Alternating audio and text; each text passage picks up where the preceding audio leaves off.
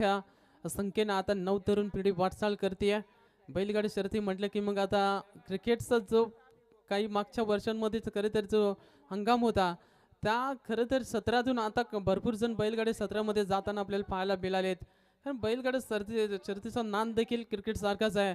जर तो लागला तर मग क्रिकेटला देखील फिका पाडतो. असंच काही चित्र मैदानाच्या आतमध्ये आणि जणू काही तशी गोलंदाजी मैदानाच्या आतमध्ये सिद्ध करतोय विठ्ठल. दोन चेंडूवरती दोन विकेट हॅट्रिकच्या उमरत्यावरती हा गोलंदाज समर्थ 11 संघाला पूर्णपणे बॅकफुटवरती ढकलले जाते. आपल्याकडचा बॉल लवकरच पिक केलं. मिड विकेटला क्षेत्ररक्षक आहे प्रोटेक्शन सिंगल. अखेरकार पहिली धाव या ठिकाणी समर्थ 11 संघाची पाहायला मिळतीये. ज्या ठिकाणी 30 मध्ये 54चा पाठलाग करायचा होता इथून मात्र आतापर्यंत चेंडू फेकून झाले 3 आणि 3 मध्ये फक्त आले ते एक धाव. एकच धाव आले ह्या बोर मध्ये. 3 चेंडू मध्ये स्ट्राईक केला सुयोग. त्यानं मागच्या मॅच मध्ये चांगली बॅटिंग केली होती. लवकर बाद झाला होता. पहिल्या मॅच मध्ये चांगली बॅटिंग केली होती. अष्टाचा वेग पंच मयूर सरांकडे या ठिकाणी दर्शवतात की लाईन खराब आहे. लेग टीमचा बाहेर या ठिकाणी दोन्ही टीमचे कॅप्टन या ठिकाणी आलेले आहेत. प्रकाश शेलेबण आणि आई एकविरा. नाणेफेक कौल या ठिकाणी केला जातोय आमच्या आयोजकांच्या वतीनं. चला टॉस बॉक्स मध्ये दोन्ही टीमचे कॅप्टन जॉईंट व्हायचे. बाची कडा घेतली आहे. लेग स्लिप कडे सुयोगने धावेसाठी कॉल केलाय. या ठिकाणी नसते की मामला डायरेक्ट हिटचा प्रयत्न परंतु काय घडलं जातंय मैदानाच्या आतमध्ये. दोनदा मी तर म्हणेन इथून डायरेक्ट हिट करण्याचा प्रयत्न होता परंतु इथून खरे तर जीवनदान मिळतंय. दोन्ही फलंदाज आपण पाहतोय क्रीज वरती सुखरूप पाहायला मिळत आहेत. इथून थोडासा प्रेशर वाढलाय समर्थ 11 संघावरती कारण सुरुवातीलाच त्या 2 विकेट गेल्या. बॅट्समन दिनेश बाद झाला. त्यानंतर बाद झाला बॅट्समन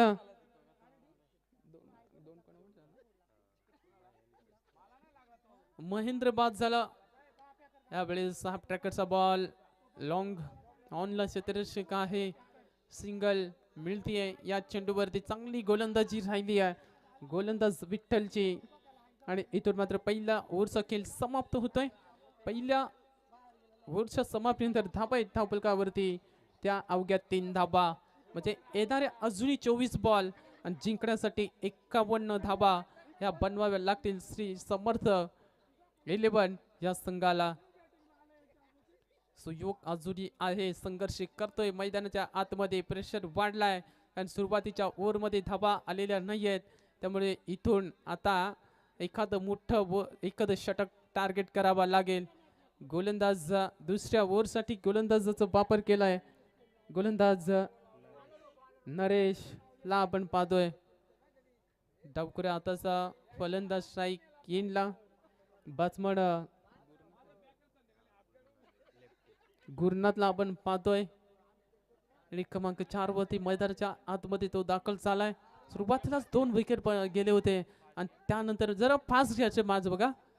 वेल भरपूर या ठिकाणी घेत आहेत. गोलंदाज नरेशला आपण पाहतोय गोलंदाज ट्रॅक वरती.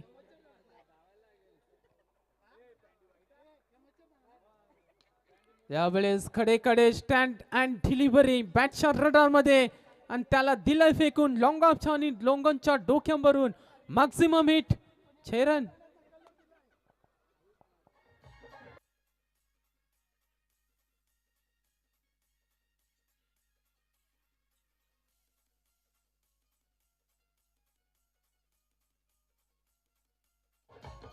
Thank you DJ.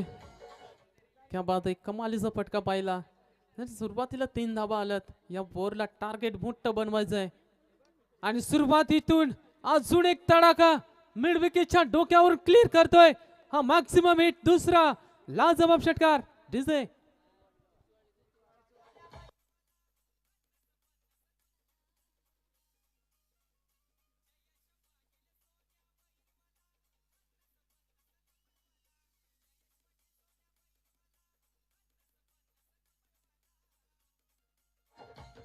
Thank you DJ. Thank you so much. काय फटकेबाजी मैदानाच्या आतमध्ये. यावेळेस थोडंसं प्रेशर पाहायला मिळतंय गोलंदाजावरती. लेग स्टंपचा मिस, लेग स्टंपचा बाहेर चेंडू. लाईन थोडीशी खराब. 2 षटकार आले. दबाव आहे गोलंदाजावरती आणि तो साफ पाहायला मिळतोय. थोडीशी लेंथ मागे खेचली. या प्लेस मध्ये हलक्या हाताने टॅप केलंय. 38 सर्कल मध्ये एक धाव त्या ठिकाणी मिळेल. स्ट्राईक रोटेन केली जाते. इथून माहिती आहे बॅट्समन गुरुनाथला धावा आल्यात. 2 षटकार आलेत.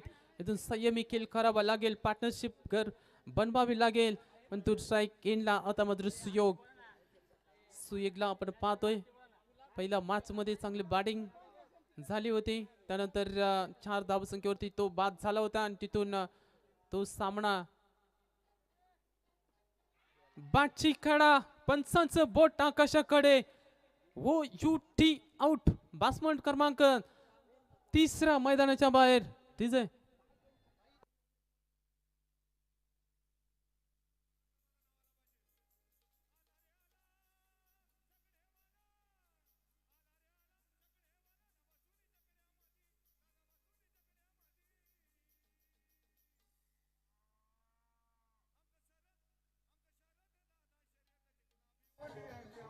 थँक्यू सो मच दिजे. Thank you thank you. शर्यतीचा आपण जर विचार केला ना तर आपली नवतरुण पिढी आता भरपूर शर्यतीकडे वाटचाल करते आणि शर्यती मग आता कुठेही असू द्या. जेवढं मॅचला जेवढे प्रेक्षक नसतात ना तेवढे शर्यतींना आता खरं तर डिमांड वाढलेली आहे. मग ते ऊन असो ताण असो जेव्हाला मिळो या ना मिळो पण जर शर्यती बघायला जायचं म्हणजे जायचं असं प्रत्येकांचा खरं तर हेतू असतो. आणि आता नवतरुण पिढी खरं तर खूप मोठ्या प्रमाणामध्ये वाटचाल करते. गोलंदाज तयार हो. यावेळेस थोडंसं बाहेरच्या दिशेने खेळले होते. बॅटच्या टॉपेसला लागतोय चेंडू. त्यानंतर धाव घेण्याचा कुठलाही प्रयत्न नाहीये आणि डॉट बॉल. आणि इथून मात्र डॉट बॉलची सांगता. गोलंदाज तयार. यावेळेस लाईन लवकरच पिक केली आहे. मिड विकेटला 1 बाउन्स. ओर द रोपनं JD11 स्टँडला सलामी देत ठोकलाय. या बॉलवरती दणदणीत चौकार.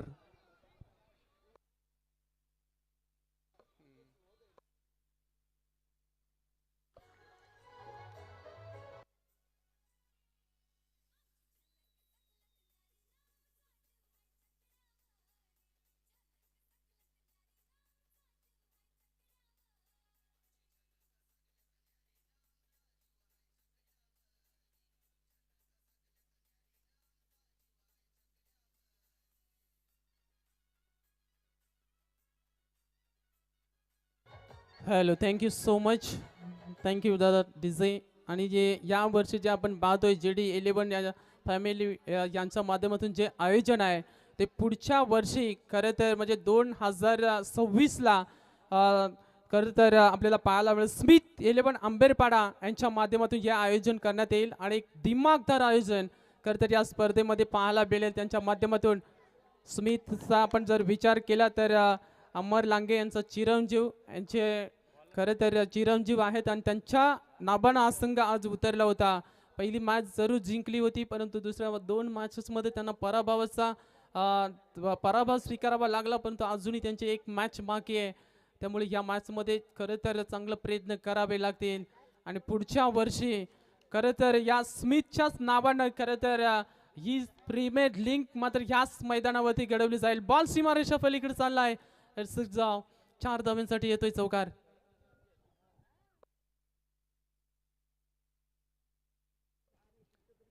आणि इथून 4 धावा मिळतील. 4 धावेने संघ जाऊन पोहोचतोय 31 वरती. माफी असावी 31 धावा स्कोर कार्ड वरती. बॅट्समन आपण पाहतोय गुरुनाथ बायसाब चिंचवाडीचा हा खेळाडू आहे. आज चांगली बॅटिंग केली. शॉर्ट पिच लेनचा बॉल हुक केले. जागा बनवली आहे परंतु इथून मात्र थोडीच करा फिल्डिंग. 2 धावा नक्कीच मिळतील. 2 धावांच्या बरोबरीनं संघ आता विजयाच्या दिशेकडे जात असताना पाहायला मिळतोय. एकूण धावा आहेत धाव फलकावरती 33 धावा.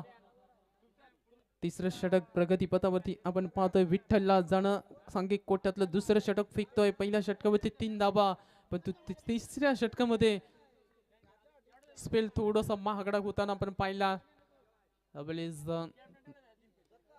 चांगला बॉल ह्या ठिकाणी पाहायला मिळतोय. मिड विकेटला क्षेत्ररक्षक आहे. एक धाव जरूर मिळाली या चेंडूवरती. एका धावेनं मात्र संघ आता हळूहळू पुढे वाटचाल करतोय. 34 वरती 54चा पाठलाग करायचा आहे. अजून 20 धावांची गरज आहे येणाऱ्या काही चेंडूमध्ये. गोलंदाज विठ्ठल तिसरं षटक, हे षटक निर्णायक होतं मी तर म्हणेन टीम या ठिकाणी अश्विनी 11 डिझर्ट टीमसाठी. पण या षटकामध्ये धावा अतिशय वेगानं येताना आपण पाहिला. लेग स्लिप कडे पुन्हा एकदा डायरेक्ट हिटचा प्रयत्न, परंतु पुन्हा एकदा या ठिकाणी नशिबाची साथ नाहीये या ठिकाणी. आणि इथून मात्र अजून एक जीवनदान या ठिकाणी मिळते बासमण गुरुनाथला. शेवटचा बॉल गोलंदाजचा आपण पाहतोय. गोलंदाज ट्रॅक वरती तिसरं षटक प्रगती पथावरती आपल्याला पाहायला मिळतं विठ्ठलचं.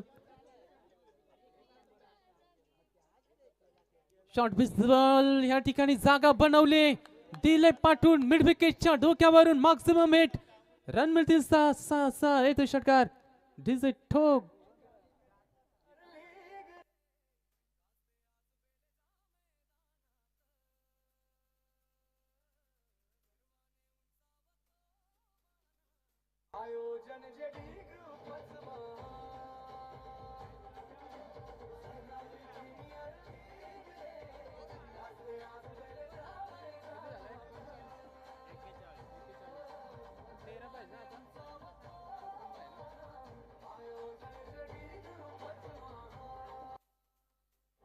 Thank you design, thank you so much. अभी भी आने वाली 12 गेंदें और जीतने के लिए यहाँ से 13 की जरूरत है. 12 गेंदें 13 की जरूरत है. मुकाबले में खाने में किस्ट पिक्चर अभी बाकी है कि यहाँ से देखना होगा कि गेंदबाजी किस तरह से होगी. क्या गेंदबाज रोक पाएंगे 13 रन या फिर पलटवार करेगी यहाँ से समर्थ 11 की ये टीम. क्योंकि 12 गेंदें और जीतने के लिए यहाँ से 13 रनों की जरूरत है. मुश्किलों से भाग जाना आसान होता है. हर पहलू जिंदगी का इम्तिहान होता है. डरने वालों को कुछ नहीं मिलता है. जिंदगी में लड़ने वालों के कदमों में जाना होता है. यहाँ से संघर्ष तो करना पड़ेगा. 12 गेंदे 13 की जरूरत. खाने में क्विज यही वोर जो है ना, ये निर्णायक होने वाला है. जैसे डॉट गेंदे आएगी दबाव बढ़ेगा, और जैसे बड़े स्ट्रोक आएंगे तो फिर इस मुकाबले में पूरी तरह से कमबैक करेगी समर्थ 11 की ये टीम. उठाकर खेला है, फिर एक बार लॉन्ग ऑन के ऊपर से खेलना चाहते थे, खिलाड़ी तैनात है और सीधा उनके गोद में एक और झटका. खिलाड़ी जाएंगे मैदान से बाहर. डीजे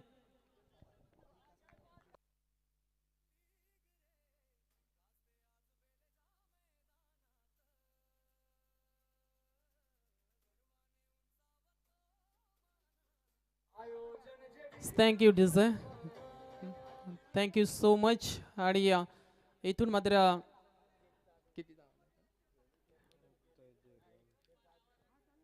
आणि पुढच्या वर्षी खरं तर आपण पाहतोय की जी स्पर्धा आपण या मैदानावरची जी प्रीमियर लीग आपण होणार आहे ती स्मिथ 11 खरं तर आंबेरपाडा यांच्या माध्यमातून खरं तर पाहायला मिळणार याच मैदानावरती. आणि त्या स्पर्धेमध्ये स्पोर्ट बाईक देखील असणार आहे असे आमच्या अमर लांगे यांनी जो शब्द दिलाय खरं तर इथं. आणि तो शब्द नक्कीच ते पाळतील, नक्कीच पूर्ण करतील असा विश्वास, असा आत्मविश्वास सगळ्यांचाच आहेच.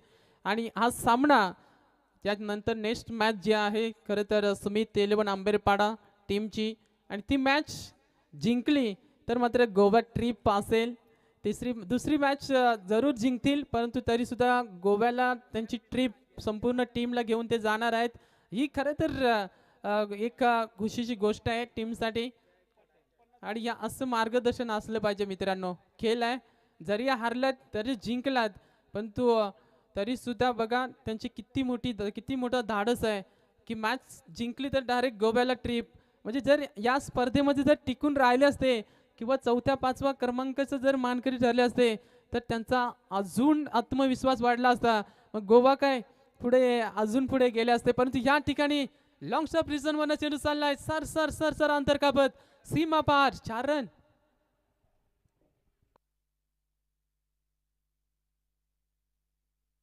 कमाल की है बल्लेबाजी की जा रही है समर्थ 11 के माध्यम से। ऐसा लगा था ये 12-13 रन जो है ना वो थोड़ी सी डिफेंस करेगी अश्विनी डीजे 11 की टीम, लेकिन गेंदबाजी थोड़ी सी खराब, लाइन लेन थोड़ी सी खराब, आगे डालने की कोशिश की जा रही है। विकेट चटकानी पड़ेगी अगर इस मुकाबले में कमबैक करना है, इस मुकाबले में वापसी करनी है।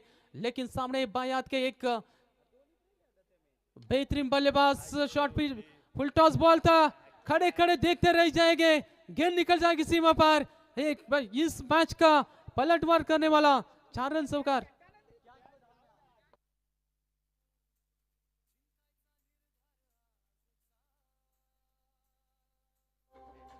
Thank you so much. आणि एक तरफी किल्ला लड़वत असताना 13 गेंदों में 44 रनों के ऊपर एक खिलाड़ी बैटिंग कर रहा है, क्या 42 रनों के ऊपर। एक गेंद फुल टॉस थी, फिर एक बार आड़े बल्ले से खेला है, वहां पर मिस फील्डिंग और दूसरे रन के लिए जल्दी लौटा दोनों बल्लेबाजों ने। 2 रनों के साथ स्ट्राइक अपने पास रखेंगे, फिर एक बार गुरनाथ और इसी के चलते आणि जर 50 कंप्लीट केली आता चान्स आहे त्याच्याकडे, 44 वरती जाऊन पोहोचलाय आणि 50 कंप्लीट केली तर त्या टीमचे संघ मालक समीर लांगे यांच्या माध्यमातून 500 रुपयाचे कॅश प्राइज देखील आहे, पण तो स्ट्राइक नॉन स्ट्राइक वरती असेल तो फलंदाज जिंकण्यासाठी गरज आहे ती 2 धावसंख्येची।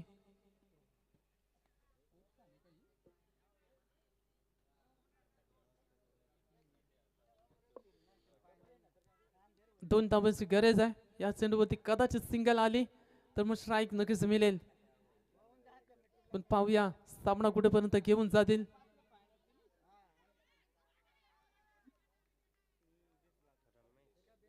बैल जरूर पडल्यात परंतु आणि आउट आहे पंचांचं बॉट वरती।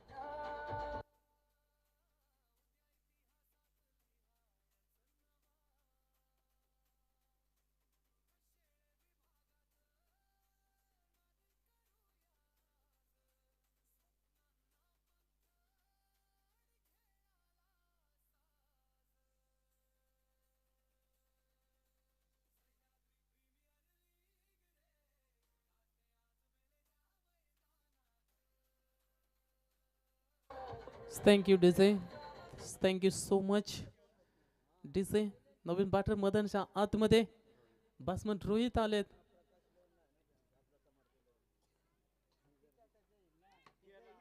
एक गेंद उठाकर खेले, ऊंची ज्यादा लंबाई कम और जहां से मुकाबला जीत लिया है टीम समर्थ 11 टीम ने। कांग्रेचुलेशन टीम समर्थ 11 डीजे।